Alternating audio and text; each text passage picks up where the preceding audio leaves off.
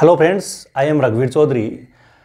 D R online study point में आपका हार्दिक स्वागत करता हूं और आज आपके लिए एक बहुत ही इम्पोर्टेंट टॉपिक लेकर के आया हूं, विश्व की मानचित्र की सामान्य जानकारी, यानी जिसको अपन ये लिख सकते हैं learn basic of world map, यानी mapping, world mapping on demand पर। यानी विद्यार्थियों की बहुत ज़्यादा डिमांड आ रही थी कि सर विश्व के मानचित्र की आप जरूर हमें जानकारी दें, जैसे आप लिथोस्फेयर वगैरह इनके बारे में, महाद्वीप महासागर है यानी इनके बारे में, अपन हाइड्रोस्फेयर है यानी इन सब के बारे में, internal structure of the earth है, इनके सब के बारे में अपन ने पढ़ा है। तो पहले थोड़ी सी यानी बार बार बच्चे कह रहे थे कि वर्ल्ड मैपिंग है यानी वो भी हमें सिखा दीजिए, तो ये बच्चों की डिमांड थी और ये एक सीरीज है, बीच बीच में आपको मैं मैपिंग भी करवाऊंगा। तो आज अपन पहला यानी एक वीडियो लेकर के आएंगे, यानी learn basic of world map, यानी विश्व के मानचित्र की सामान्य जानकारी। तो इसके बारे में अपन विस्तार से चर्चा करेंगे। हालांकि एक वीडियो में वर्ल्ड मैपिंग करना संभव नहीं है, लेकिन काफ़ी टॉपिक्स को इसमें कवर करेंगे। लेकिन लास्ट तक इस वीडियो को आप जरूर देखें और पीछे के पूरे वीडियोज़ की जानकारी प्राप्त करने के लिए यानी डीआर ऑनलाइन स्टडी पॉइंट को सब्सक्राइब करें, बेल आइकन जरूर दबाइए। आप देखिए कि सबसे पहले अपन मानचित्रण का महत्व है, इंपॉर्टेंस ऑफ मैपिंग। मानचित्रण का महत्व क्या है, तो यानी बहुत ज़्यादा इंपॉर्टेंस है, बच्चे बहुत तैयारी करते हैं, रटते रहते हैं। अगर अपने को मानचित्र की जानकारी होगी, 3-4 सब्जेक्ट ऐसे हैं वो आपके लिए बहुत ही सरल हो जाएंगे, बहुत शानदार तरीके से आप उनको, जैसे सबसे पहले कि कोई भी प्रदेश है यानी उसकी भौगोलिक स्थिति का निर्धारण किया जाता है। कोई भी प्रदेश है, वो महाद्वीप हो, देश हो, राज्य हो, चाहे राजस्थान हो, यानी किसी भी प्रदेश की स्थिति का अपन निर्धारण है वो मानचित्र के द्वारा कर सकते हैं। और ये हमेशा ये आपको ध्यान रखना, चाहे वो यूपीएससी का एग्जाम हो, चाहे कोई भी पीसीएस का हो या किसी भी बोर्ड का एग्जाम है, इससे संबंधित लोकेशन से संबंधित 2-3 प्रश्न ऑब्जेक्टिव टाइप के आते हैं। यूपीएससी और पीसीएस के जो मेंस एग्जाम होते हैं उनमें बहुत सारे प्रश्न जो ऑब्जेक्टिव टाइप, जो सब्जेक्टिव टाइप प्रश्न होते हैं, यानी उनमें यानी किसी भी प्रकार का प्रश्न पूछ लिया आता है जो मानचित्र से संबंधित होता है। जैसे अपन ने पीछे पढ़ा है यानी भूकंप है, यानी उसके बारे में, ज्वालामुखी के बारे में जैसे प्रश्न आ गया कि यानी भूकंपों का विश्व वितरण दर्शाइए, तो विश्व वितरण के साथ में वहां पर अपने को मैपिंग भी करनी होती है कि रिंग ऑफ फायर का ये क्षेत्र है, मध्य भूकंपीय पेटी ही आती है, अटलांटिक ओशन है यानी उसमें मध्य महासागरीय कटक। जब अपने को मैपिंग का ज्ञान होगा तब अपन एक मानचित्र भी बना सकते हैं, उसमें अपन दर्शा सकते हैं। एक तो ये हो गया। दूसरा, कॉन्सेप्ट को बहुत अच्छा समझने के लिए जो भी टॉपिक अपन पढ़ रहे हैं, इसमें सबसे ज्यादा महत्वपूर्ण जो सब्जेक्ट है कौन से, यानी ज्योग्राफी है। ज्योग्राफी के साथ साथ में अपन इकोनॉमिक्स है और हिस्टोरी यानी जो हिस्ट्री है, और इसके साथ में ही पोल साइंस है, यानी इसके लिए यानी बहुत ही अच्छा रहता है। ज्योग्राफी में सबसे ज्यादा महत्व है मैपिंग का। कोई भी प्रदेश की जलवायु प्रदेश है, औद्योगिक प्रदेश है, खनिज संपदा है, घास के मैदान यानी ग्रास लैंड वगैरह है, उनकी अगर अपने को जानकारी प्राप्त यानी उस कॉन्सेप्ट को बहुत शानदार तरीके से पढ़ना है, तब अपने को मैपिंग की आवश्यकता है। जैसे भूमध्य सागरीय जलवायु के बारे में अपने को, तो सबसे पहले अपने को भूमध्य सागर का पता होना चाहिए, और भूमध्य सागरीय जो प्रदेश, उसके तटवर्ती देश कौन कौन से, उसके बारे में। जापान के औद्योगिक प्रदेश है, तो पहले अपने को यह पता होना है कि जापान कहां पर है, किस प्रकार। अकबर का साम्राज्य है, यानी उसके बारे में आप बताना चाह रहे हो तो यानी उसके बारे में आपको मैपिंग की जानकारी होगी। इकोनॉमिक्स है, यानी जीडीपी वगैरह कौन से देश की किस प्रकार की यानी क्या स्थिति चल रही है ना, सेंसेक्स जो वगैरह है, यानी वो इकोनॉमिक्स है, यानी उसमें अपन बता सकते हैं। पोल साइंस है, यानी उसमें अलग अलग प्रकार की शासन प्रणालियां कौन कौन से देश की किस प्रकार की रही है, तो कॉन्सेप्ट बहुत ही इजी हो जाता है। दूसरा, जब आपने बहुत गहन तैयारी कर ली है पूरी और उसके बाद में आपको रिवीजन करना है, तो मैपिंग के माध्यम से अपन जब रिवीजन करते हैं तो बहुत ज्यादा समय की बचत होती है और कम समय में ज्यादा से ज्यादा सब्जेक्टों का अपन रिवीजन कर सकते हैं। तो इसके लिए भी बहुत ज्यादा महत्व है। और कोई भी उत्तर, चाहे वो ज्योग्राफी का, इकोनॉमिक्स का या हिस्ट्री का, कोई भी प्रश्न अपन लिख रहे हैं डिस्क्रिप्शन या डिस्क्राइब रूप में, तब यानी सुंदर लेखन में मैपिंग का बहुत बड़ा है। और ये एग्जामिनर को है यानी वो आकर्षित करता है, अच्छे अंक प्राप्त करने में महत्वपूर्ण योगदान होता है मानचित्रण का। तो ये तो इंपॉर्टेंस अपन ने लिखा है कि क्या क्या इसका इंपॉर्टेंस। अब अपने को मानचित्र यानी मैपिंग में कौन कौन सी बातों का ध्यान रखना है, यानी इस पर अपने को चर्चा करनी है। तो यानी वो उसके बाद में अपन वीडियो लेकर के आएंगे। सबसे पहले ध्यान रखने की बात यह है कि कोई भी प्रदेश है उसका मैपिंग आप सीख रहे हो तो उसका आपके पास में यानी एटलस जरूर होना चाहिए, यानी उस प्रदेश का आपके पास में क्या होना चाहिए, यानी मानचित्र होना चाहिए।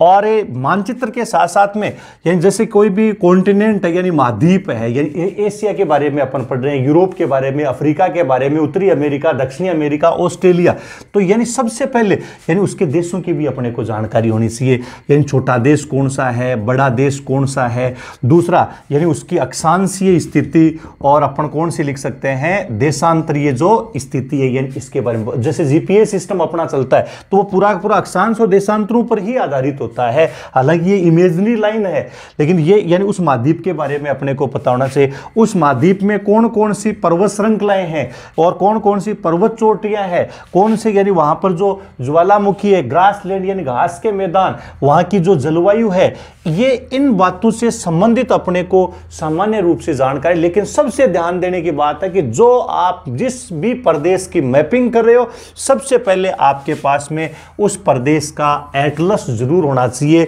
मानचित्र है यानी ये जरूर आपके पास में होना चाहिए, तभी अपन मैपिंग को बहुत शानदार तरीके से बना सकते हैं। अब फ्रेंड्स इसमें जो मैपिंग अपन सीखेंगे इसमें प्रोजेक्टर का अपन उपयोग करेंगे और प्रोजेक्टर के माध्यम से आपको मैं समझाऊंगा, और यह लास्ट तक वीडियो को जरूर देखें और खाका विन्यास के द्वारा भी आपको, कच्चे चित्र के द्वारा भी यानी हैंड जो मैपिंग है यानी उसके द्वारा भी आपको मैं समझाऊं, लेकिन वीडियो को आप लास्ट तक जरूर देखें और जो भी किसी प्रकार की कमी है यानी वो कमेंट बॉक्स में जरूर लिखें, किसी प्रकार की समस्या वो कमेंट बॉक्स में आप जरूर लिखिएगा। बोर्ड पे आपको मानचित्र दिख रहा है जो प्रोजेक्टर के द्वारा अपन ने लिया है और ये वर्ल्ड मैप है, और इस वर्ल्ड मैप में कॉन्टिनेंट और ओशंस है यानी इन दोनों को अपन ने चित्रित कर रखा है।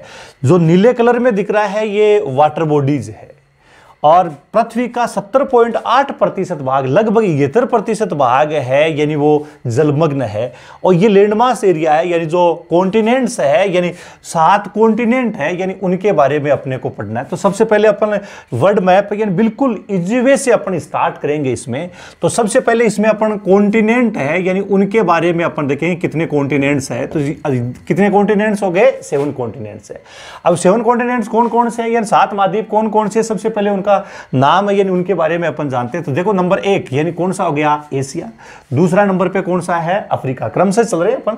और तीसरे नंबर पे यानी नॉर्थ अमेरिका यानी उत्तरी अमेरिका है। फोर्थ नंबर पे साउथ अमेरिका यानी दक्षिणी अमेरिका। और पांचवा अंटार्कटिका। 6 नंबर पे यूरोप है। और 7वां कौन सा हो गया, ऑस्ट्रेलिया। हालांकि यहाँ ओशेनिया दे रखा है, ओशेनिया एक रीजन होता है, हालांकि उसके बारे में भी मैं बताऊंगा।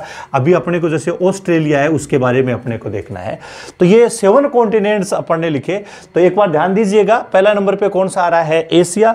दूसरा अपन ने लिखा अफ्रीका। तीसरा उत्तरी अमेरिका। चौथा दक्षिणी अमेरिका। पांचवा अंटार्कटिका। 6वां यूरोप। और 7वां कौन सा हो गया, ऑस्ट्रेलिया। ये कॉन्टिनेंट्स है। अब इन कॉन्टिनेंट्स के बारे में अपन एरिया वाइज अपन देखते हैं, यानी इनका एरिया के हिसाब से अपन देखते हैं। तो यानी एरिया वाइज में देखिए, क्षेत्रफल की दृष्टि से सबसे बड़ा कॉन्टिनेंट कौन सा आता है, एशिया महाद्वीप। देख सकते हैं आप 2-3 बार मैप को बार बार आप देखेंगे, 2-3 बार देखोगे, 4-5 बार देखोगे, आप आराम से आपको ये याद हो जाएगा। तो एरिया में फर्स्ट नंबर पे कौन सा आ रहा है, यानी एशिया है। सेकंड नंबर पे यानी जो सेकंड जो लार्जेस्ट है ये कॉन्टिनेंट यानी अफ्रीका है। थर्ड नंबर पे नॉर्थ अमेरिका आता है। फोर्थ साउथ अमेरिका हो गया। फिफ्थ पे अंटार्कटिका है। Sixth Europe. और 7th पे यानी ऑस्ट्रेलिया हो गया। यहाँ बड़े 2-3 इजी प्रश्न अपन बना सकते हैं। तो ये ध्यान रखिएगा कि यानी विश्व का क्षेत्रफल की दृष्टि से सबसे बड़ा महाद्वीप कौन सा हो गया, एशिया। ठीक एशिया के यानी जो दक्षिण की तरफ अपन देखते हैं, जो यानी दक्षिणी गोलार्ध में है, विश्व का सबसे छोटा महाद्वीप कौन सा है, यानी ऑस्ट्रेलिया है। सबसे छोटा महाद्वीप। बड़ा इजी प्रश्न है, छोटे मोटे एग्जामों में पहले आया करते थे। अब अपने को यह ध्यान रखना है कि जैसे हेमिस्फीयर है, गोलार्ध के बारे में अपन देखते हैं, तो ये जैसे 0 डिग्री का मतलब कौन सी रेखा हो गई, भूमध्य रेखा, इक्वेटर है, जो पूरे ग्लोब को 2 भागों में विभाजित कर रही। ये नॉर्थ हेमिस्फीयर है, ये सदर्न हेमिस्फीयर है। ये उत्तरी गोलार्ध हो गया, ये कौन सा हो गया, दक्षिणी गोलार्ध। तो यहां पर आपको देखना है कि विश्व में यानी जो सबसे छोटा महाद्वीप यानी जो ऑस्ट्रेलिया है। लेकिन प्रश्न को थोड़ा सा घुमा करके आपको यह पूछा जा सकता है कि उत्तरी गोलार्ध का सबसे छोटा महाद्वीप, सबसे छोटा कॉन्टिनेंट कौन सा, स्मॉलेस्ट कॉन्टिनेंट है, यानी उसके बारे में वो भी कौन सा, नॉर्थ हेमिस्फीयर है, उत्तरी गोलार्ध का पूछा जाए तो ध्यान रखिए ऑप्शन में ऑस्ट्रेलिया भी होगा। और विद्यार्थियों तुम क्या है कि जो उत्तरी गोलार्ध शब्द को भूल जाते हो और ऑस्ट्रेलिया लिख देते हो, जो बिल्कुल गलत होगा। यानी उत्तरी गोलार्ध का सबसे छोटा महाद्वीप कौन सा आता है? यूरोप। दूसरा, यूरोप के बारे में यह भी प्रश्न पूछा जा सकता है कि विश्व का दूसरा सबसे छोटा महाद्वीप कौन सा है? तो ध्यान रखिए कि विश्व का सबसे छोटा यानी ऑस्ट्रेलिया, ऑस्ट्रेलिया के बाद में यानी जो अपन लिखे विश्व का दूसरा सबसे छोटा महाद्वीप यूरोप, जो उत्तरी गोलार्ध का क्या आता है यानी सबसे छोटा महाद्वीप। तो ये एरिया वाइज अपन ने लिखा है और एरिया वाइज ये पूरे के सातों में अपन ने, अब कई बार प्रश्न यानी आरोही क्रम या अवरोही क्रम क्षेत्रफल के अनुसार यह भी पूछा जा सकता है। तो ये अपन ने 1 2 3 4 5 अपन ने लिखा है, ये बड़े से छोटे की तरफ अपन जा रहे हैं, यानी अवरोही क्रम है, यानी जो इंक्रीजिंग ऑर्डर है यानी डिक्रीजिंग ऑर्डर के अकॉर्डिंग अपन ने लिखा है। इंक्रीजिंग ऑर्डर में अपन लिखेंगे तो सबसे पहले कौन सा आएगा? ऑस्ट्रेलिया आएगा, उसके बाद में यूरोप आएगा और उसके बाद में कौन सा आएगा? अंटार्कटिका यानी south America, north America, Africa और एशिया है। ये अपन ने दोनों तरीके से अपन ने देख लिया है। अब यानी एरिया के बाद में अगला अपन देखते हैं यानी जो पॉपुलेशन है उसके अकॉर्डिंग देखते हैं। ये कॉन्टिनेंट है यानी पॉपुलेशन में भी इनका क्रम व्यवस्थित अपन कर। देखिए पॉपुलेशन में थोड़ा सा चेंजेस अपने को देखने को मिलेगा। पॉपुलेशन में देखिए कि जैसे क्षेत्रफल में सबसे बड़ा कॉन्टिनेंट एशिया था, तो यानी जनसंख्या में भी सबसे बड़ा महाद्वीप कौन सा हो गया? एशिया। और दूसरे नंबर पे कौन सा है? अफ्रीका। यानी विश्व में सेकंड लार्जेस्ट पॉपुलेशन वाला, दूसरी सबसे बड़ी जनसंख्या वाला महाद्वीप आता है वो अफ्रीका है। और तीसरे नंबर पे, यहां देखो तीसरे नंबर पे ध्यान देना है, वहां पर अपन ने एरिया में तीसरे नंबर पर नॉर्थ अमेरिका लिखा था, लेकिन पॉपुलेशन में नहीं आएगा। पॉपुलेशन में थर्ड नंबर पे आएगा यूरोप कॉन्टिनेंट है, जो यूरोप महाद्वीप है। जनसंख्या में कौन सा स्थान रखता है? तीसरा रखता है, लेकिन क्षेत्रफल की दृष्टि से इसको छठा नंबर दिया था अपन ने। और अगला चौथा नंबर पॉपुलेशन है यानी उसमें नॉर्थ अमेरिका का आता है, पांचवा नंबर साउथ अमेरिका का और 6 नंबर पे यानी ऑस्ट्रेलिया आता है। और जो अंटार्कटिका, अब कई बच्चे सोच रहे हैं कि सर ने अंटार्कटिका के बारे में कुछ बताया। अंटार्कटिका वो प्रदेश है, जनशून्य प्रदेश है, जहां जनसंख्या निवास नहीं करती है, स्थायी जनसंख्या नहीं है यहां पर। यहां कुछ अनुसंधान करता, कुछ समय के लिए अनुसंधान रिसर्च के लिए यहां पर जाते हैं, जो यहां की स्थायी पॉपुलेशन है नहीं है। ध्यान रखिएगा विश्व में सर्वाधिक जनसंख्या वाला यानी महाद्वीप कौन सा है? तो वो एशिया था। सबसे कम जनसंख्या वाला, इंपॉर्टेंट प्रश्न ये, सबसे कम जनसंख्या वाला ऑप्शन में अंटार्कटिका भी होगा और ऑप्शन में यानी ऑस्ट्रेलिया भी दिया हुआ होगा। ध्यान रखना, सबसे कम जनसंख्या पूछे जाए तो ऑस्ट्रेलिया लिखना, न कि अंटार्कटिका। अंटार्कटिका के लिए प्रश्न यह आएगा वह कौन सा महाद्वीप है जिसमें जनसंख्या निवास नहीं करती, तब कौन सा लिखना है? अंटार्कटिका। तो ये कॉन्टिनेंट जो लैंडमास एरिया है उसमें अपन ने पॉपुलेशन के बारे में भी और जो एरिया है यानी उनके बारे में, दोनों के बारे में अपन ने विस्तार से यानी चर्चा की। अब अगला अपना क्वेश्चन आ रहा है यानी ये कॉन्टिनेंट के बारे में, 7 कॉन्टिनेंट्स है यानी इनके बारे में अपन ने पढ़ा। अब ओशंस है यानी उनके बारे में अपन लिखेंगे। अभी विद्यार्थी बहुत ही इजी आपको मैं जानकारी दे रहा हूं, आगे धीरे धीरे अपन स्टेप बाय स्टेप पढ़ेंगे। आप लास्ट तक बने रहिए, पूरा देखिए, धीरे धीरे इसका स्तर बढ़ाते चलेंगे अपना। अगला जो वीडियो है या इसी में अपन जो शुरू कर रहे हैं यानी ओशंस है यानी उनके बारे में अपन लिखेंगे। ओशंस यानी जो महासागर, ध्यान रखिए सी सागर भी है यानी थोड़ा अंतर है। ओशंस जैसे पैसिफिक ओशन है, अटलांटिक ओशन है, इंडियन ओशन आ रहा है, जैसे अरेबियन सी है ये छोटा रूप है, यानी बे ऑफ बंगाल है यानी जो खाड़ी है, गल्फ भी अपन आते हैं, ये थोड़ा इनमें अंतर आगे अपन अगली वीडियो में इनके अंतर के बारे में पढ़ेंगे। लेकिन यहाँ सबसे पहले ओशंस है यानी उनके बारे में कितने 5 ओशन यानी 5 महासागर है। कई जगह 4 भी अपन मानते हैं, 4 क्यों मानते हैं उसके कारण भी है, वैसे उपयोग के आधार पर 3 ही माने जाते हैं। तो ये भी अपने को, तो सबसे पहले जो ओशन है यानी इनके बारे में अपन लिखते हैं। तो सबसे पहला जो ओशन यहां से अपन शुरुआत करते हैं, तो ये ध्यान रखिए यानी पैसिफिक ओशन हो गया यानी प्रशांत महासागर। ये ध्यान रखिए कि पहला जो महासागर यानी वो कौन सा हो गया? प्रशांत। अगला अपन लिख देते हैं यानी अटलांटिक ओशन, यानी जो अंध महासागर के नाम से भी इसको जाना आता है, यानी अटलांटिक ओशन है यानी इसके बारे में, जिसको अंध महासागर भी कहा जाता है। ये नाम भी ध्यान रखिए, अंध महासागर, आंध्र महासागर भी इसको ले। अगला जैसे यानी हिंद महासागर है, ये तीसरे नंबर पे अपन इंडियन ओशन जिसको लिखा आता है यानी हिंद महासागर हो गया। ये पैसिफिक ओशन नहीं है यानी प्रशांत महासागर का है। अब कुछ बच्चों के दिमाग में आ रहा है कि सर प्रशांत महासागर 2 है, 2 नहीं है। ये जो इसको रोटेट अपन करेंगे, पृथ्वी यानी लगभग गुलाब के समान इसको अपन एक करेंगे तो ये दोनों ये जुड़ जाएंगे। इसके बाद में यहां पर अपन देख रहे हैं कि ये आर्कटिक ओशन है, उत्तरी ध्रुवीय महासागर भी इसको कह सकते हैं, यानी आर्कटिक महासागर हो गया। और यहां पर अंटार्कटिक भी लिखते हैं और इसको सर्दर्न ओशन के नाम से भी जाना आता, दक्षिणी ध्रुवीय महासागर भी लिख सकते हैं इसको, ये अंटार्कटिका महासागर। ध्यान रखिएगा, महाद्वीप भी है और महासागर भी है। तो ये 5 जो महासागर है उनके बारे, अब इनको एरिया वाइज अपन देखते हैं, वॉल्यूम भी इनकी लिखेंगे, डेप्थ भी इनकी लिखेंगे, और जो इसके अलावा इनकी जो कोस्टल लाइन है यानी इनके बारे में भी अपन चर्चा करेंगे। तो देखो इन जो ओशंस है यानी इनके बारे में अपन क्या क्या चर्चा करेंगे। सबसे पहले तो इनको जो एरिया वाइज अपन देखेंगे, एरिया इनका अपन पढ़ेंगे, और जो वॉल्यूम है यानी उसके बारे में भी अपन देखेंगे, और वॉल्यूम के साथ साथ में डेप्थ है यानी वो भी इनकी अपन देखते हैं, और डेप्थ के साथ में कोस्टल लाइन है। ये 5 चीजें अपन देखेंगे, बहुत ही इजी है, थोड़ा अंतर देखने को मिलेगा इनमें से। देखो एरिया, वॉल्यूम और डेप्थ है उसमें ध्यान रखिएगा, ये तीनों सेम चलेगी। कोस्टल लाइन है यानी इसमें थोड़ा सा तटीय रेखा, कोस्टल लाइन का मतलब क्या हो गया, तटीय। लेकिन सबसे पहले अपन एरिया में देखते हैं कि विश्व का सबसे बड़ा महासागर कौन सा है। पैसिफिक ओशियन यानी प्रशांति महासागर, ये विश्व का सबसे बड़ा महासागर है। ध्यान रखिए कि प्रशांत महासागर किससे गिरा, उत्तरी अमेरिका, दक्षिणी अमेरिका, एशिया और कौन सा हो गया, ऑस्ट्रेलिया। इनके बीच में जो सबसे बड़ा महासागर है, यानी जो हमारी पृथ्वी का जो 51 करोड़ वर्ग किलोमीटर जो क्षेत्र अपन लिखते हैं उसमें से 16.5 करोड़ वर्ग किलोमीटर है, उस पर अकेला यानी प्रशांत महासागर अपन लिख सकते हैं। यानी जो 1/3 जो भाग आ रहा है यानी उस पर अकेला प्रशांत महासागर है। इसके बाद में क्षेत्रफल में दूसरे नंबर पे अपन लिखें तो वो कौन सा आता है, एटलांटिक ओशन यानी एटलांटिक महासागर, जो अपन यहां देख रहे हैं अपन किसके आकार में है, एस के आकार में फैला हुआ है। जो north America, south America, Europe और अफ्रीका है यानी इसके बीच में एरिया में इसका दूसरा नंबर आता है। और इसके बाद में एरिया में तीसरा नंबर अपन लिखें इंडियन ओशन है, यानी जो हिंद महासागर है, इसको जो अंग्रेजी वर्णमाला के एम अक्षर के समान फैला अफ्रीका, एशिया और ऑस्ट्रेलिया है यानी इसके बीच में है। और इसके बाद यानी जो चौथे नंबर पे देखा जाए तो वो कौन सा आता है, अंटार्कटिका।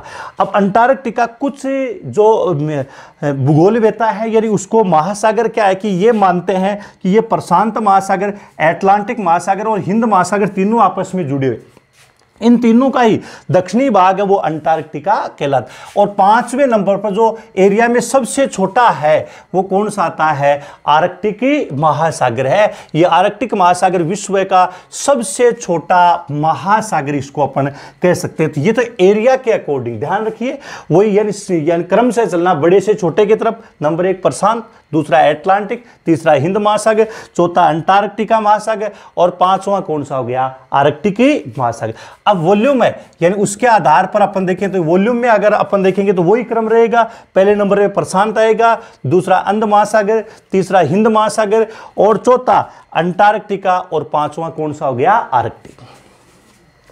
इसके बाद डेप्थ है यानी गहराई के हिसाब से देखें तो सबसे यानी गहरा महासागर है प्रशांत महासागर। कैसे पता लगा, ये तहनी को डुबकी लगा करके अपन चेक करके आए थे कि हाँ ये बहुत ज्यादा क्या है, गहरा। ये जो अनुसंधान है, चैलेंजर जो अभियान चला था यानी जिसके अंतर्गत यानी महासागरों में रिसर्च की गई थी, तो उसमें यानी यहाँ पर एक यानी मेरियाना गर्त है जो 11 किलोमीटर 11,033 मीटर यानी 11 किलोमीटर गहरा, जो प्रशांत महासागर पैसिफिक जो ओशन है उसी में है, उसी प्रशांत महासागर में। इसलिए विश्व का सबसे गहरा जो महासागर है डेप्थ में भी कौन सा हो गया, प्रशांत। दूसरे नंबर पे कौन सा आता है यानी एटलांटिक महासागर, जो पुर्टो रिको गर्त है वो इसी में आता है। और तीसरे नंबर पे कौन सा हो गया यानी हिंद महासागर है। और चौथे नंबर पे डेप्थ में भी कौन सा आएगा, अंटार्कटिका। और 5वें नंबर पे कौन सा आता है, आर्कटिक। ये जो डेप्थ है यानी उसी, ये तीनों सेम सीरियल में चल रहे हैं। थोड़ा सा अंतर अब कोस्टल लाइन में, थोड़ा सा अंतर, कोई ज्यादा अंतर नहीं आएगा। कोस्टल लाइन में आपको ध्यान रखना है कि सबसे लंबी तटरेखा वाला महासागर कौन सा है। तो सबसे लंबी तटरेखा वाला जो महासागर देखें तो नंबर 1 पे ये आएगी, ये यानी कोस्टल लाइन, ये जो दिख रही है ये कोस्टल लाइन है, ये इसको तटीय रेखा अपन बोलेंगे। या तो तटीय रेखा, सबसे लंबी तटरेखा किसकी आती है, तो उसमें नंबर 1 पे कौन सा आएगा, प्रशांत महासागर। दूसरे नंबर पे कौन सा है, एटलांटिक महासागर। तीसरे नंबर पे कौन सा हो गया, हिंद। लेकिन चौथे नंबर पे आपको ध्यान रखिएगा, यानी चौथी सबसे बड़ी कोस्टल लाइन अंटार्कटिका महासागर, उत्तरी ध्रुवीय महासागर। यहां पर देखिए कई महाद्वीप और देशों की यानी सीमा इसको स्पर्श कर रही है। तो चौथे नंबर पर कोस्टल लाइन में, और सबसे छोटी कोस्टल लाइन किसकी आती है, अंटार्कटिका है, इसकी है। तो ये कोस्टल लाइन है, यानी इनके बारे में अपन ने चर्चा की है। तो ये ओशन है, यानी इनकी सामान्य अपन ने जानकारी ली। अब देखो कॉन्टिनेंट और ओशन पढ़ने के बाद में थोड़ा सा आप ये भी समझ गए, जैसे ये एशिया है, तो एशिया कौन कौन से ओशन से घिरा हुआ, जैसे आर्कटिक, इंडियन ओशन, और कौन सा हो गया, पैसिफिक ओशन हो गया। इधर कैस्पियन सागर आ रहा है, और ये छोटे छोटे जो सी है यानी सागर है, यानी इनके बारे में भी अपन लिख, जैसे ऑस्ट्रेलिया है तो इंडियन ओशन आ गया, और इधर अपन ने लिखा कौन सा आ गया है, पैसिफिक ओशन आ गया ना। इसी प्रकार जैसे अफ्रीका है तो अफ्रीका भी इधर यानी इंडियन ओशन है, इधर अटलांटिक ओशन आ गया। इसी पर नॉर्थ अमेरिका और सदर्न जो अमेरिका, साउथ अमेरिका है, ये अटलांटिक ओशन और किससे है, यानी पैसिफिक ओशन से घिरे हुए। तो ये एक सामान्य इनकी अपन ने जानकारी है, ये ली। अभी आगे और जुड़िए, आगे अपन और चलते हैं। यानी जो कॉन्टिनेंट्स हैं, यानी इनका एरिया वाइज भी अपन ने लिखा है, और उसी प्रकार से एरिया वाइज ही अपन ने ओशन है, यानी इनके बारे में। अब इनकी लॉन्गिट्यूड, लेटिट्यूड और जो हेमिस्फीयर है, यानी इनकी जानकारी और अपन प्राप्त करते हैं। यानी इसके लिए प्रोजेक्टर की सहायता लेंगे, मैप अपन चेंज करेंगे। हाँ फ्रेंड्स, अब अपन जो वर्ल्ड मैप है, यानी इस मैपिंग में लेटिट्यूड, लॉन्गिट्यूड और हेमिस्फीयर, इनके बारे में थोड़ी अपन चर्चा करते हैं। तो सबसे पहले देखो लेटिट्यूड है, यानी अक्षांश है, यानी इनके बारे में हालांकि अलग से एक वीडियो बनाएंगे अपन, लेटिट्यूड लॉन्गिट्यूड है, यानी उसके बारे में विस्तार से चर्चा। लेकिन यहां थोड़ा सा अपन देखते हैं। देखिए कि जो ये 0 डिग्री अक्षांश है, 0 डिग्री लेटिट्यूड यानी इक्वेटर, भूमध्य रेखा, जिसको हिंदी में अपन भूमध्य रेखा लिख सकते हैं, विषुववृत्त रेखा के नाम से इसको जाना आता है, जो ग्लोब को 2 बराबर भागों में डिवाइड कर रही है। ये नॉर्थ हेमिस्फीयर है और ये सदर्न हेमिस्फीयर। ये उत्तरी गोलार्ध हो गया, और ये कौन सा हो गया, दक्षिणी गोलार्ध। अब ध्यान रखिएगा कि ये जो 0 डिग्री भूमध्य रेखा, इसके पैरेलल ये सब क्या होगी, अक्षांश रेखाएं होगी। इधर भी यानी क्या होगी, अक्षांश, ये उत्तरी अक्षांश कहलाएंगे, ये दक्षिणी, ये नॉर्थ लेटिट्यूड, और इनको साउथ लेटिट्यूड है, यानी उसके नाम से जाना जाएगा ना। अब इसमें जो लेटिट्यूड्स है, यानी इसमें यानी जो इक्वेटर के अलावा यानी 4 महत्वपूर्ण लेटिट्यूड है, यानी जिनके बारे में अपने को यानी जरूरी है। तो सबसे पहले ये यानी 23.5 डिग्री उत्तरी अक्षांश, यानी 23.5 नॉर्थ लेटिट्यूड है, यानी जिसको ट्रॉपिक ऑफ कैंसर के नाम से जाना आता है, कि ट्रॉपिक ऑफ कैंसर, यानी जिसको कौन सी रेखा लिख सकते हैं अपन, कर्क रेखा लिखते हैं। तो ये ट्रॉपिक ऑफ कैंसर है, 23.5 डिग्री उत्तरी अक्षांश। इधर अपन ने लिखा कि 23.5 डिग्री दक्षिणी अक्षांश, यानी ये ट्रॉपिक ऑफ कैप्रिकॉर्न है, यानी जिसको मकर रेखा के नाम से जाना आता है।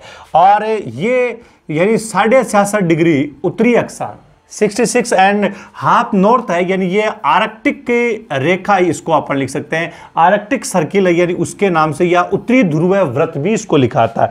और इधर भी 66.5 यानी जो साउथ है, यानी ये अंटार्कटिक सर्किल, इसको अपन लिख सकते हैं अंटार्कटिक रेखा के नाम से इसको जाना आता है। ये प्रधान अक्षांश है, यानी प्राइम जो लेटिट्यूड्स है, यानी इसमें अपन ने लिखा है, यानी प्रधान, जिसमें सबसे महत्वपूर्ण अपन ने लिखा है कि भूमध्य रेखा है। अब ध्यान रखिएगा कि ये कौन कौन से महाद्वीप, तो देखो ये तीनों प्रधान कि भूमध्य रेखा, ट्रॉपिक ऑफ कैंसर कर्क रेखा और मकर रेखा कौन से महाद्वीप से, तीनों कौन से महाद्वीप से गुजरती है। तो देखिए केवल एक ही महाद्वीप आता है, एक ही कॉन्टिनेंट है, वो कौन सा हो गया, अफ्रीका। यानी भारत से कौन सी गुजर रही है, तो भारत से अपन ने लिखा कौन सी रेखा है, यानी कर्क रेखा है। यहां अपन देख रहे हैं कि यूरोप महाद्वीप में क्या, यानी 23.5 उत्तर, 23.5 दक्षिण, और जो 0 डिग्री क्या यूरोप महाद्वीप से गुजरती है। तो ये देखिए कि यूरोप महाद्वीप में से इनमें से नहीं गुजरती है, लेकिन 66.5 डिग्री है, यानी ये गुजरती है। इधर देखिए कि 66.5 डिग्री दक्षिणी अक्षांश है, क्या ऑस्ट्रेलिया महाद्वीप से गुजरती है, नहीं गुजरती है। ध्यान, क्या अफ्रीका से गुजरती है, यानी नहीं गुजरती है, ये ध्यान रखना। क्या दक्षिणी अमेरिका की मुख्य भूमि से गुजरती है, मेनलैंड मास एरिया यानी उससे गुजरती है यानी नहीं गुजरती है। तो ये सभी यानी अपन ने लिखा है। और ऑस्ट्रेलिया महाद्वीप के मध्य से कौन सी रेखा गुजर रही है, तो ट्रॉपिक ऑफ कैप्रिकॉर्न यानी मकर रेखा है, यानी ये इस महाद्वीप से गुजरती है। तो ये पर यानी जो अक्षांश है यानी इनके अलग वीडियो अपन अक्षांश के बारे में पूरी चर्चा कैसे बनते हैं, किस तरह से ये 23.5 का मान आता है, 0 डिग्री कैसे आता है, यानी इनके बारे में अपन अलग वीडियो बनाएंगे, यानी उसमें अपन विस्तार से चर्चा करेंगे। पहले तो एक सामान्य जानकारी के रूप में वर्ल्ड मैप में अपन ने लिखा है कि कौन कौन से महाद्वीप से ये गुजरती है। अब इसके बाद में जो लॉन्गिट्यूड है यानी उनके बारे में अपन देखते हैं कि लॉन्गिट्यूड कौन कौन से हैं, किस प्रकार के हैं। तो देखिए कि ये जैसे 0 डिग्री है लेटीट्यूड अपन ने, अब लॉन्गिट्यूड है यानी इसमें ये जैसे यानी जो नॉर्थ पोल हो गया और ये इधर अपन ने लिखा कौन सा हो गया, साउथ पोल है। नॉर्थ पोल और साउथ पोल को मिलाने वाली जो रेखाएं हैं उनको लॉन्गिट्यूड यानी देशांतर के नाम से जाना जाता है और इसको अपन नाम दे देते हैं 0 डिग्री देशांतर।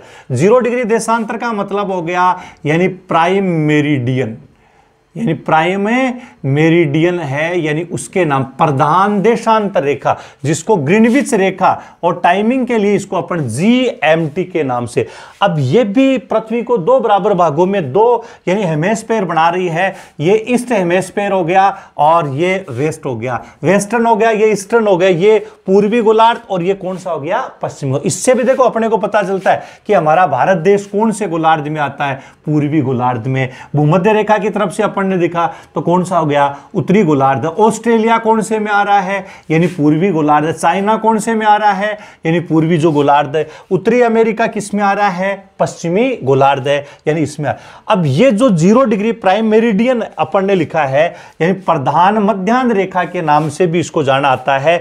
ये प्रधान मध्याह्न जो रेखा है यानी जो 0 डिग्री अक्षांश है और 0 डिग्री देशांतर कहां पर मिलते हैं, ध्यान रखिएगा। 0 डिग्री, ये 0 डिग्री अक्षांश है, ये 0 डिग्री देशा, ये एटलांटिक ओशन अभी अपन ने लिखा था एस के आकार में, ये एटलांटिक ओशन है और ये जो भाग यहां पर दोनों आपस में मिलती है। हालांकि ये सभी इमेजरी लाइन है, दिखाई नहीं देती है, लेकिन क्वेश्चन के लिए बहुत ही इंपॉर्टेंट है। तो 0 डिग्री अक्षांश और 0 डिग्री देशांतर है, इक्वेटर और प्राइम मेरिडियन है। ये एटलांटिक महासागर में बे ऑफ गिनी, गिनी की खाड़ी है यानी वहां पर ये आपस में मिलती है। तो ये दोनों आपस में एटलांटिक ओशन और गिनी की खाड़ी है यानी यहां पर मिल रही। अब जो प्राइम मेरिडियन है उसी के समान यानी जो समानांतर नहीं है, ये सभी देशांतर रेखाएं हैं। पूर्वी देशांतर ये इधर अपन लिखेंगे, ये कौन से देशांतर होंगे, पश्चिम। लेकिन ध्यान दीजिएगा कि देशांतरों के बीच की दूरी समान नहीं होती है। ये केवल जैसे भूमध्य रेखा है यानी इस पर ज्यादा होगी और जैसे जैसे नॉर्थ पोल और साउथ पोल की तरफ जाएंगे ये दूरी क्या होती जाएगी, यानी कम होती जाएगी। जो लॉन्गिट्यूड का अपन वीडियो बनाएंगे यानी उसमें अपन विस्तार से इनकी चर्चा करेंगे, कितनी किस प्रकार से कम हो रही है ये भी अपन चर्चा करेंगे। तो ये देशांतर, हेमिस्फीयर, लॉन्गिट्यूड, लेटीट्यूड है यानी इनके बारे में भी अपन ने चर्चा की। हाँ मित्रों, कॉन्टिनेंट ओशन है यानी इनके बारे में, लेटीट्यूड, लॉन्गिट्यूड, हेमिस्फीयर यानी इनके बारे में। अब अपन जो कॉन्टिनेंट्स है यानी उनमें जो बड़े देश हैं यानी उनकी भी अपन थोड़ी चर्चा कर लेते हैं।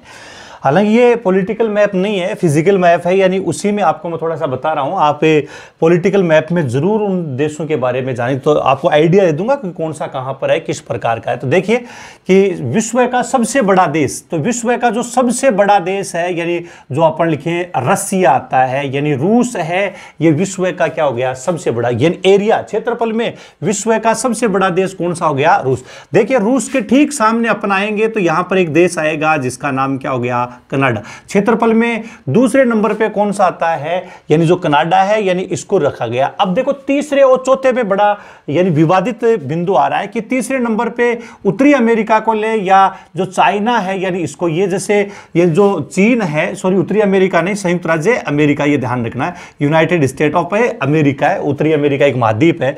अब इसमें ये अगर वाटर बॉडीज और लैंडमास एरिया दोनों को अगर शामिल करते हैं तो तीसरे नंबर पे कौन सा आता है, चीन आता है। लेकिन कई जगह संयुक्त राज्य अमेरिका, केवल लैंडमास एरिया को ही शामिल अगर अपन करते हैं तो थर्ड नंबर पे कौन सा आएगा, संयुक्त राज्य अमेरिका। लेकिन दोनों को अगर अपन इंक्लूड कर लेते हैं तो ध्यान रखिएगा कि फिर तीसरे नंबर पर चीन आएगा, चौथे नंबर पे संयुक्त राज्य अमेरिका आएगा ना।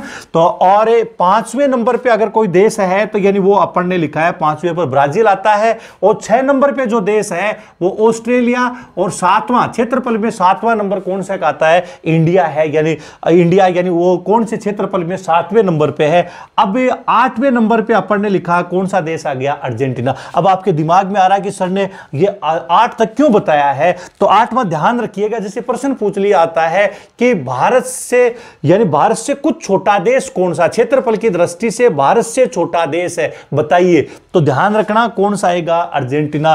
कई बार अपन ऑस्ट्रेलिया कर देते हैं, ऑस्ट्रेलिया छोटा नहीं है, ऑस्ट्रेलिया भारत से बहुत बड़ा है, तो ये अर्जेंटीना। और इसके बाद में 9 नंबर पे अपन जाते हैं कि कौन सा देश आता है, तो 9 नंबर पे यहां पर एक देश है यानी जिसका नाम कजाकिस्तान है। देखिए कजाकिस्तान मैंने क्यों लिखा है, सब यानी जो लैंडलॉक्ड कंट्रीज है, विश्व में सबसे बड़ी स्थलीय सीमा वाला देश कौन सा आता है, कजाकिस्तान है, ये लैंडलॉक्ड कंट्रीज के नाम से। और इसके बाद में यानी 10वां बड़ा देश आता है, उसका नाम अल्जीरिया है, जो अफ्रीका महाद्वीप में आता है। ये 10 टॉप एरिया के अंतर्गत 10 बड़े। एक बार वापस देखिए, पहले नंबर पे कौन सा आता है, रूस है, दूसरे नंबर पे कौन सा हो गया, कनाडा, तीसरे नंबर पे चीन है, और चौथे नंबर पे कौन सा हो गया, संयुक्त राज्य अमेरिका। 5वें नंबर पे ब्राजील। देखो ब्राजील इस प्रकार का देश है जिसका क्षेत्रफल और जनसंख्या दोनों ही दृष्टि से विश्व में कौन सा नंबर आता है,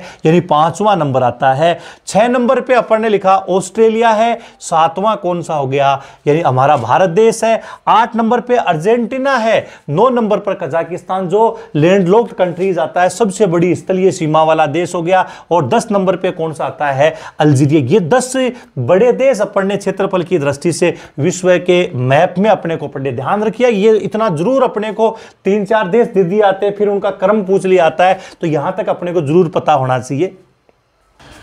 तो हाँ, तो ये इन दोनों में ध्यान रखिएगा। जब मैं भी ऑफलाइन क्लास में पढ़ाता हूं तो उस समय जरूर रूप से बताता भी हूं। ध्यान रखना कि जैसे संयुक्त राज्य अमेरिका है, इसका जो एरिया है ये 95,26,000 वर्ग किलोमीटर है, जबकि यानी इसका यानी 95,00,000 यानी 96,000 वर्ग किलोमीटर आता है। ये अपने को ध्यान रखना है इसका।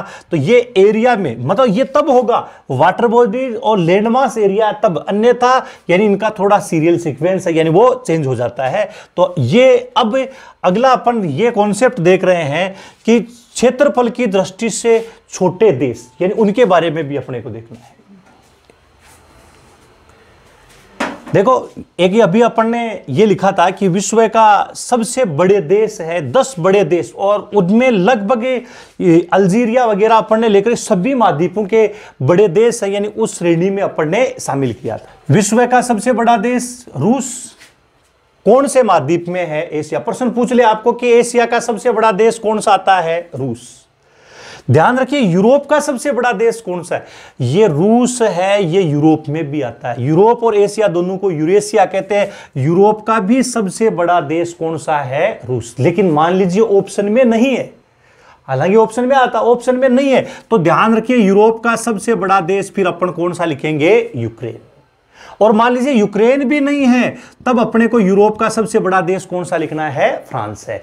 पहली बात तो रूस ही आता है, लेकिन ध्यान रखिए यूक्रेन, और क्योंकि ऑप्शन में ऐसे आते हैं कि यानी यूरोप का सबसे बड़ा देश है फ्रांस, यूक्रेन, रूस, ये लिखा हुआ आता है, तो अपने को ध्यान रखना रूस ही करना है। लेकिन रूस नहीं है तब यूक्रेन और उसके बाद में फ्रांस। और उत्तरी अमेरिका का सबसे बड़ा देश कौन सा है, तो कौन सा हो गया, कनाडा है। दक्षिणी अमेरिका का सबसे बड़ा देश कौन सा है, तो सबसे बड़ा देश दक्षिणी अमेरिका का भी अपन ने लिखा कौन सा हो गया, ब्राजील हो गया। अब यानी ऑस्ट्रेलिया खुद ही एक देश है, यानी सबसे बड़ा देश कौन सा है, ऑस्ट्रेलिया महाद्वीप का, यानी कौन सा हो गया, ऑस्ट्रेलिया। हालांकि अभी थोड़ी देर में आपको ओशिनिया के बारे में बताऊंगा। और अफ्रीका महाद्वीप है, इसका सबसे बड़ा देश कौन सा हो गया, अल्जीरिया है। इसीलिए अपन ने अल्जीरिया को विश्व का 10वां बड़ा देश है, यानी उसका दर्जा अपन ने दिया था। अब छोटे देशों में देखें कि विश्व का सबसे छोटा देश कौन सा है।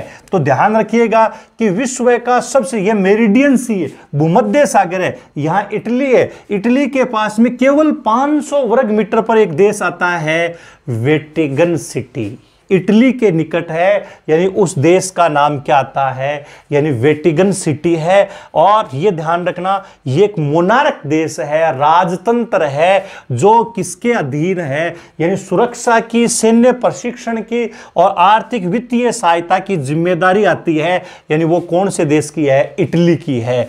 और इसके बाद में यानी अगला अपन देखें कि छोटा देश कौन सा है, मोनाको, जो फ्रांस है, यानी उसी के पास में आता है, यानी मोनाको एक देश है।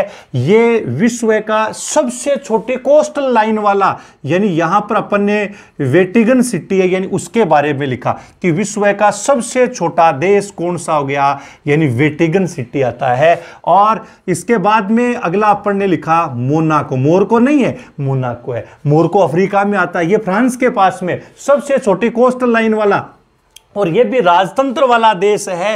यार ध्यान रखना कि सबसे छोटा राजतंत्र वाला देश कौन सा हो गया, वेटिकन सिटी, लेकिन वेटिकन सिटी इटली में आता है, इसलिए मोनाको है, यानी इसको यानी अपन लिखेंगे कि सबसे, यानी जो मोनार्क कंट्रीज है, यानी उसमें इसको शामिल। और विश्व का दूसरा सबसे छोटा देश आता है, वो कौन सा हो गया, यानी मोनाको। सबसे यानी छोटी कोस्टल लाइन, सबसे बड़ी कोस्टल लाइन रसिया की होगी, रसिया के बाद में कौन सा आता है, यानी कनाडा आता है, लंबी तटरेखा उसमें, लेकिन सबसे छोटी तटरेखा कौन से की होगी, मोना। अब अगला अपन देखते हैं कि अगला तीसरा सबसे छोटा देश आता है, उस देश का नाम आता है नोरू, यानी नोरू है, ये ऑस्ट्रेलिया के पूर्व की तरफ आता है, यानी एक छोटा देश नोरू।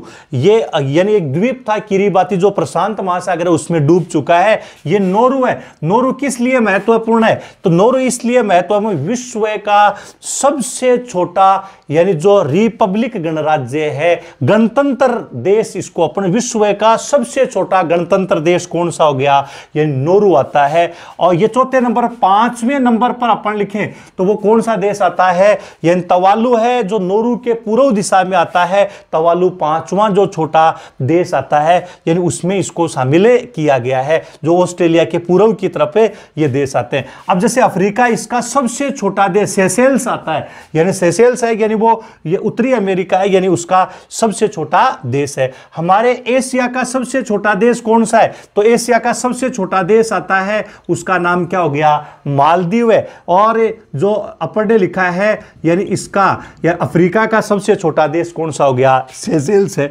दक्षिणी अमेरिका है, यानी इसका सबसे छोटा देश अपन लिखे तो फोकलैंड आता है। ध्यान रखिए कि यहाँ फोकलैंड ठंडी धाराएं हैं जो करेंट है, यानी उनके बारे में अपन लिखे। दक्षिणी अमेरिका का सबसे छोटा देश कौन सा हो गया, यानी जो फोकलैंड है, यानी इनके बारे। तो ये अपन ने छोटे देश है, यानी इनके बारे। तो देखिए सबसे छोटा देश कौन सा हो गया, यानी वेटिकन सिटी आता है। और उसके बाद में कौन सा हो गया, मोनाको, जो छोटा।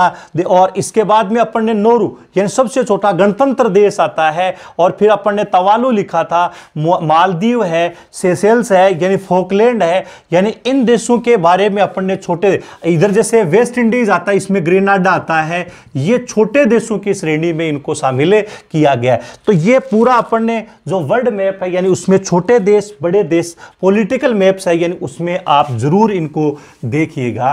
तो ये अपन ने वीडियो है, यानी इसमें पूरा अपन ने छोटे बड़े देश है, यानी इनके बारे में जानकारी। जरूर आपको ये वीडियो पसंद आया होगा। किसी प्रकार की कोई और आगे की जानकारी आप कमेंट बॉक्स में जरूर लिखें। अगली सीरीज में मैं दूसरा वर्ल्ड मैप लेकर के आऊंगा, जिसमें और अपन कई चीजें हैं, यानी उनके बारे में अपन पढ़ेंगे। धन्यवाद।